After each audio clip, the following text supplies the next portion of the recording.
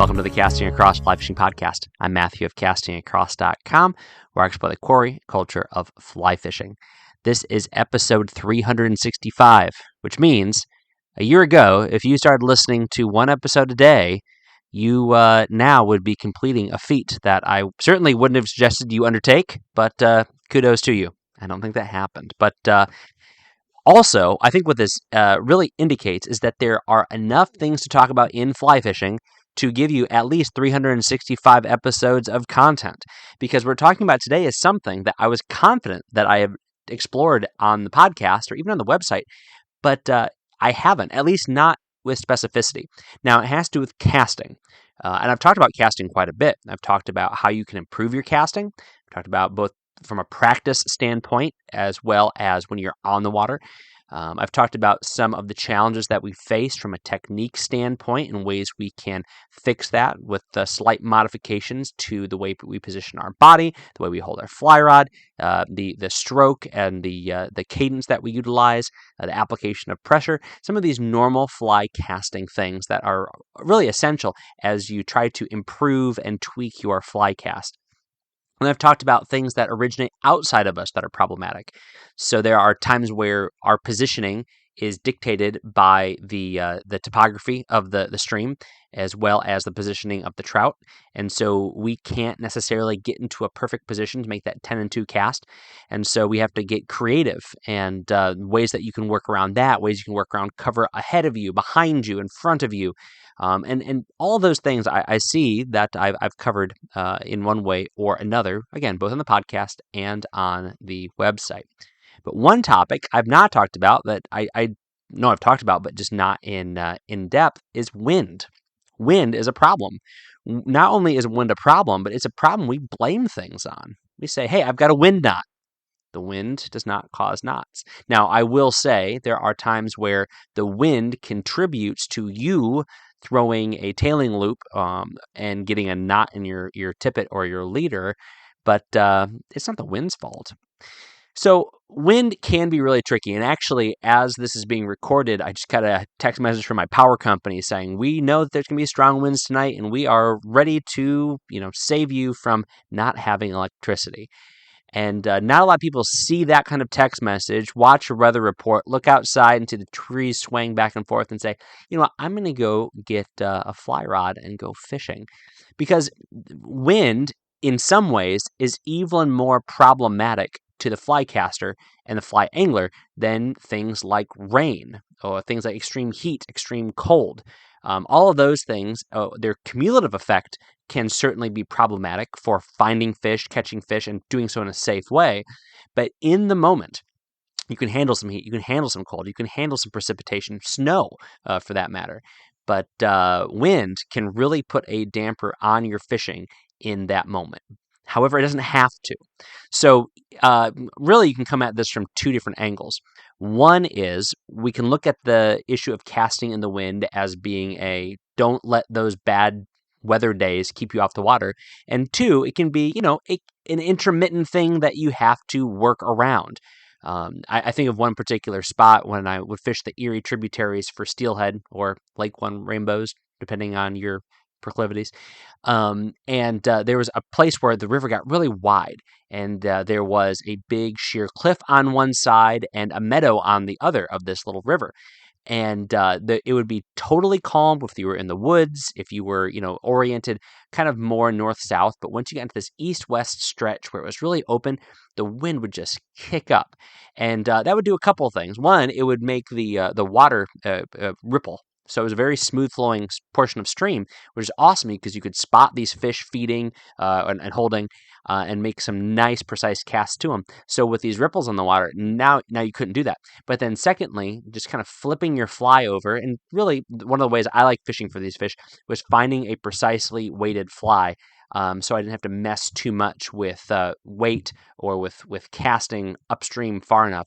I like to find the right weighted fly and just flip it out and allow it to drift down in front of the fish. And you couldn't do that with the wind. You had to make an actual cast, and now the trajectory of the fly in the water messed up that formula. All that to say, wind isn't necessarily a global problem when you're fishing. It can sometimes be a particular problem to that spot or that stretch. And so this isn't an issue of you saying, well, if it's a really windy day, I'm not going to go fishing. Well, wind can kick up from place to place and from time to time. And so it's good to have some of these skills. So with all that long preamble out of the way, let's talk about a few things that you can do. The first one, and all of these are, I'm certainly not me. This is just, years of experience and lots of reading and casting instruction and being instructed in casting and trial and error. And these are things that hopefully you've heard in one way or another. And if you know most of them, maybe you don't know one of them. So hopefully it will still be beneficial. The first thing is to lower that cast. So as I've talked about fly casting before, you've probably heard one of my pet peeves is people saying, this is how you have to cast. You have to have your arm in this particular orientation. You have to have your shoulder, elbow, wrist, hand in this particular orientation to fly cast. Well, I think the intention with that is to eliminate variables. And I talk about that a lot too when I talk about fly casting. By having certain parts of your body that are essential to a fly cast in a fixed position, certainly they're moving, but fixed in relation to one another. Your elbow to your side, your wrist has a limited range of motion. You're casting as much with your core as you are with your arm, things like that.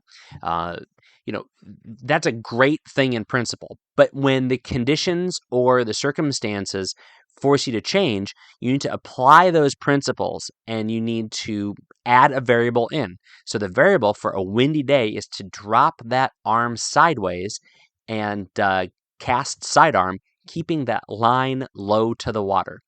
And some of that is, it does a couple of things. One, depending on where you're fishing, there's a good chance that there's more wind higher up than lower down. This has to do with just the banks and the streamside vegetation. That can really, really be beneficial. Secondly, this allows you to control how much of your line is moving in multiple planes. So ideally, you want your line moving in your back cast and in your forward cast in as much as a singular plane as possible. But when the wind kicks up, this starts to make that line move in whatever direction that wind is going in. This can, of course, allow your line to collapse on itself in your forward cast, so come back to you, on your back cast, so come back to you, but kind of punching itself forward before you begin to apply power, or side to side, having it collapse over to the left or to the right. By dropping that fly line down a couple feet above the water, what that does is it really lowers that line's plane down and eliminates the ability for that side-to-side collapsing to happen. A big gust coming upstream or downstream will also be detrimental, but again, you're not super high up in that air column. You're down closer to the water, and so it's not going to be as detrimental to you. So that's I would say the first thing, and all of that fancy attempt at explaining it, just you drop your arm sideways, you keep that fly rod low, maybe between a 45 or a little bit lower than that down towards the water. But your line is now below your fly rod. So as you're casting and you make your back cast, your line, leader, tippet, and fly is going to come underneath your fly rod, and it's going to be in between your fly rod, which is a 45 or lower towards the water. And then when you make your forward cast, it's going to come back underneath your fly rod. It's eliminating the amount that wind can impact that cast. That is oftentimes one of the most easy ways to quickly get a good cast out when there is wind. And I would say that in some senses, it's an easy cast, but it's also not going to be the most accurate cast because you think about it. If you're trying to position a fly perfectly, you don't necessarily always think about the fact that when you make that forward application of power, that fly line is unrolling from behind you, rolling out in front of you. Now that fly is coming and dropping down at the point of presentation that you want to make. And what's happening is that fly is unrolling and then dropping.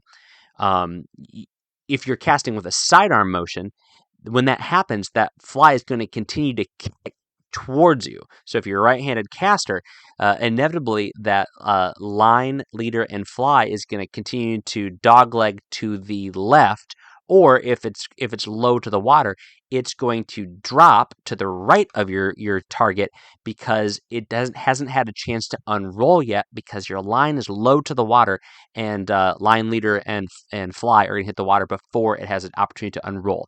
So it does take practice. You can do it. It's certainly something that you can do, but whereas a normal cast, that unrolling fly oftentimes lands at least in a line to where you're aiming.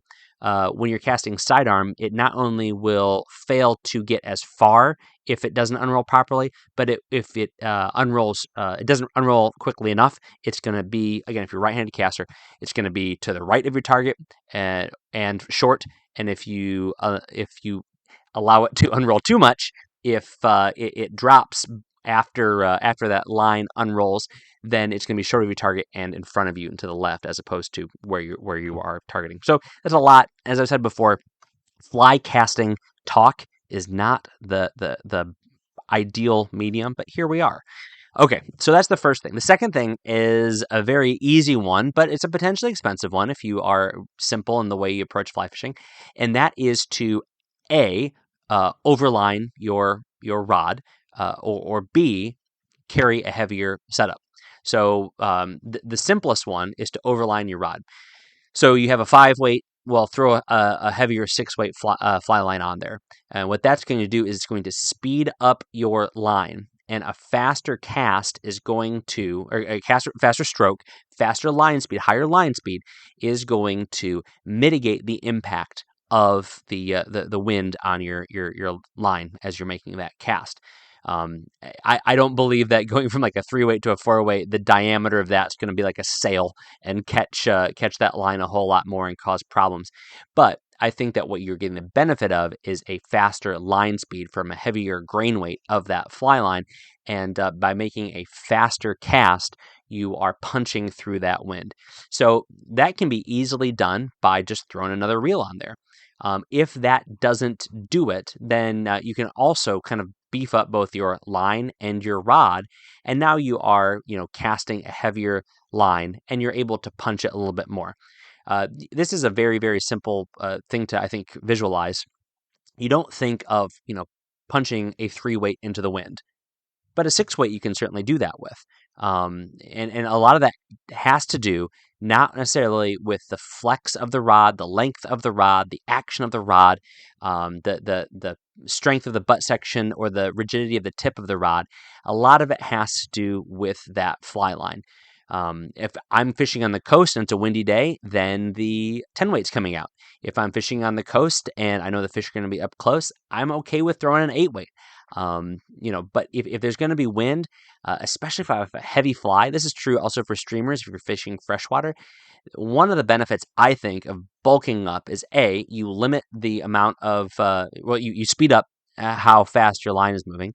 Secondly, you're also getting a lot more control. Those heavier flies, whether it be a size 2 woolly bugger on a 6-weight, or whether it be, a 1/0 clouser on a 9-weight, you are really having a better control of the trajectory of that fly in the wind. It's not dropping, and I don't want that.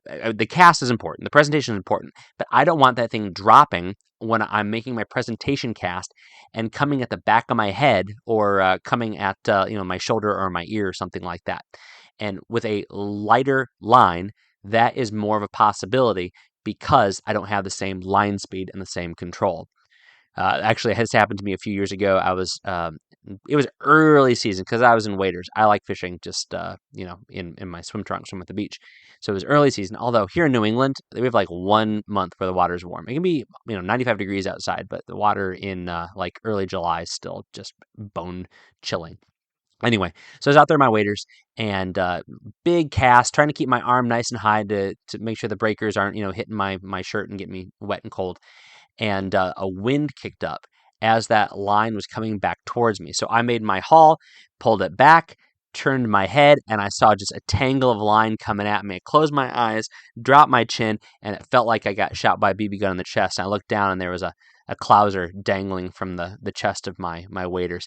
Thankfully, I use some good stuff to patch up my waders. Hey, maybe that'll be my recommendation at the end of the podcast. But it was also really high up, not where I usually wade, like kind of almost dead center, like the bottom of my sternum. So, uplining or just using a heavier rod. I think those are some great ways to mitigate the impacts of wind. There are certainly more techniques that we could talk about, but the last one I'll throw in here for today is one that I think is probably a universal tip for fly casting, and that is to limit your false casting. Limit your false casting. The more your line is up in the air, there's more opportunities for problems. And that's definitely true when the conditions are windy. If you are fishing in a situation where there's gusts and it's not necessarily sustained wind, then as things calm down, you pick that line up, you shoot it backwards, you haul it forwards, and you make your presentation. And although the wind may have come up again, you're not carrying a bunch of fly line up in the air. You haven't aerialized a whole bunch, and now the wind is hitting it. You take those moments, and if it's really gusty, really windy, then, especially if you're fishing a fly that can be submerged, then you can wait. And you hear those wind through the trees, you hear it crescendo as it starts to die down. You strip it in, you make your back cast, you make your haul forward, and then you're good. And this is an economy of fly line in the air. It's good for this. It's good for all fishing. You are never going to catch fish. Well, let me put it this way. You're very unlikely to catch a fish with your fly line in the air. And I don't think I know that a lot of us false cast too much. False casting is a Band-Aid solution for not making an efficient haul off of the water into our back cast and generating enough line speed. Oftentimes, it's a lot of lines stripped in, and then kind of a cumbersome back cast, and then a quick haul forward, and then back, forward cast.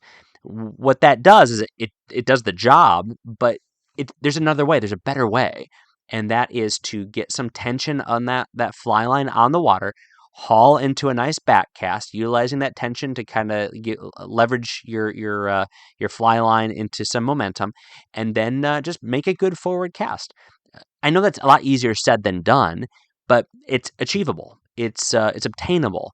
And it's a way to keep your fly line out of the air so that you're fishing more. And then also, if there are gusts or even sustained winds, you're not fighting it. A corollary with that, I would say, is just position yourself better. I know there's some times where you can't get closer to the fish, but a very, very stealthy approach and taking your sweet time in doing that will pay off dividends compared to trying to bomb out long casts, especially if there's environmental situations that you are having to reckon with, such as wind. Moving closer, if it's an option, is going to be beneficial, because even if it's 5 feet, 10 feet, that's a lot. The difference between a 40-foot and 50-foot cast, if you have gusts on that stream, is a big deal. And you're going to save yourself a lot of headache. You're going to save yourself a lot of wind knots. You're going to save yourself just a lot of time. And so that's really another aspect of that. So yeah, an economy of false casts and position yourself better. So I'll put those together so I can say three things, right? So if we were to go through them again, one, have your good casting technique so that when you mess with a variable, such as the angle of your rod and the angle of your elbow compared to your rod, then you can still make those casts. So drop that fly line lower to the water and make those sidearm casts. Secondly, add some weight to your line. So up line your rod, go from a 5 to a 6 weight line, the same rod you were planning on using, or a 7 to a 6, whatever it may be. Or just use a heavier rig than you're used to. Those trout are still going to fight on that 6 weight. You don't have to just use a 4 weight. And then lastly, add some economy into the way you cast your false casting, and put yourself in a situation so that you have to cast shorter and false cast less. All right, so there's certainly more we could talk about with casting in the wind, and as I always mention when I talk about fly casting on the podcast, these are things to go do yourself. Mess with these things I've talked about out on the lawn, on the river. Watch a video of somebody actually doing these things, and toy with them. You might say, I hate casting sidearm. Okay, well then just eliminate your false casting and get closer to your target. There's that. You say, I only want to own one fly rod. I don't like this idea of messing with different lines and different rods. All right, that's fine. Then drop that arm down lower and limit your false casts, and you'll be in good shape. It's fun. I mean, the fish are still going to eat, right? Unless the situation gets crazy weather-wise, but the fish are still going to eat. This week on Casting Across, the first article that came out was called "My 3 Biggest Catches," with a picture of a tiny trout. See, that's the joke. And here, this is a continued 10-year retrospective look at what I've been doing here on Casting Across. I put the 3 articles that have gotten the most views, the most clicks. This is not posts. So pages. There's pages where I've got reviews of stuff and some kind of aggregate stuff. Some of those have gotten a lot more clicks because lots of different articles and search engine stuff funnels things that way. These are 3 individual posts. One of them was just blows my mind. It got the amount of traffic that it got. And then the other 2 make a lot of sense because they're talking about stuff that a lot of people read and a lot of people come to Casting Across to read about, rod reviews and small stream equipment. So definitely check that out, especially if you're new to Casting Across. Go see if you haven't read these before. I would encourage you to read all 3 of them. So I have links to all of them on that page or that post, as well as a little commentary about each particular post. Wednesday's article was called "Video Consistently Fishable Spring Creeks," and in which I have a video on YouTube that you can watch on the website about a book called Spring Creeks by Mike Lawson. This book came out in 2003, I believe, and it's an awesome book. I've got a bunch of books about Spring Creeks, but they're all written by East Coast authors. And so this is cool because this is a Western author talking about spring creeks out west. Now, a lot of the skills are transferable, not only to eastern spring creeks, but also tailwaters and freestone streams. But it's a great book to read, full of incredibly helpful information about approach, about tactics, about the ecosystem, about the way that trout feed, given some of the peculiarities about spring creeks related to other creeks. And the pictures are absolutely stunning. It's a large format book from Stackpole, and I'm a big, big fan of it. So you please watch that video. And then, of course, go over to YouTube and like and subscribe, as the kids like to say. All right, this week's recommendation on the podcast. It is from Loon, the good people at Loon Outdoors. And one of the products that I am a big fan of from Loon is their Gear Care line of equipment. And they've got a handful of different things. They got a reel case, they've got tethers, they've got line cleaning stuff, rod wraps, rod sleeves, rod sock, all that sort of stuff. But the one that I think stands head and shoulders above everything is their UV wader repair. Now you can buy this either by itself, a little tube for $10, or for $36, you get UV knot sense, which is something that I use when I am tying nail knots onto my fly line. I also use it when I am building out my heavier leaders, like for streamer fishing and for saltwater fishing. And then there's a little tube of UV wader repair, which is kind of like what you probably get in a teeny tiny little tube when you buy a new pair of waders. This is a larger format of that, and then it also comes with a little UV flashlight that you can throw. I think you just drop a AA in there. So again, if you have a UV flashlight at home, then you can just buy the UV wader repair for $10. You can buy the whole kit for $36. I like that because then I can take it with me, and I keep it all together, and I can use it if I am in a pinch. But it works great. Like I said, I put that big old 1/0 clouser right dead center into my chest, and put a little dab of this on the inside, put a little dab on the outside after I cleaned it and everything, and it is watertight. It's probably better now than it was before there was a hole in it. So anyway, I will put a link for Loon's UV kit. And again, like you said, if you don't want the knot stuff and you don't want the flashlight, then you can also find their UV wader repair stuff. And you can find all that in a link at this podcast show notes over at castingacross.com. Thanks for listening to the Casting Across Fly Fishing Podcast. Please subscribe to your favorite podcast app and rate the podcast on Spotify and Apple Podcasts. Then head over to castingacross.com for 3 posts a week on the people, places, and things that go into the pursuit of fish.